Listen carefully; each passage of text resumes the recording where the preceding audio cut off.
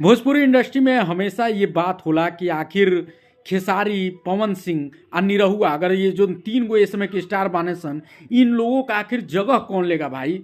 अगर ये तीनों लोग जब हट जाएंगे इंडस्ट्री में, या जब इनका एक तरह से इंडस्ट्री में करियर खत्म होगा, तो फिर इनकी जगह पे कौन आएगा। बार बार ये सवाल पूछा जाता है कि आखिर इस त्रिदेव की जगह कौन लेगा। देखिए अभी जो ये सिंगर प्रधान इंडस्ट्री है, तो उसमें तो एक इकलौते, अगर अभी के एज की बात करें तो अरविंद अकेला कल्लू एक ऐसे स्टार हैं जो सिंगर भी हैं, और चूंकि भोजपुरी सिंगर प्रधान इंडस्ट्री है, तो एज के हिसाब से देखा जाए तो उनको अभी थोड़ा लंबे समय तक खेलना है, तो उस हिसाब से उनको माना जा रहा है कि पवन सिंह की जगह वो लेंगे। उसके बाद से अगर दूसरा चीज़ अगर देखा जाए दूसरी जगह पे कौन आ सकते हैं, तो गौरव झा एक एक्टर हैं, बहुत अच्छा कर रहे हैं, लेकिन वो चूंकि सिंगर नहीं है, तो वो परिपाटी अगर हटे तो फिर वो बने। और प्रवेश लाल यादव तीसरे आदमी है जो बन सकते हैं।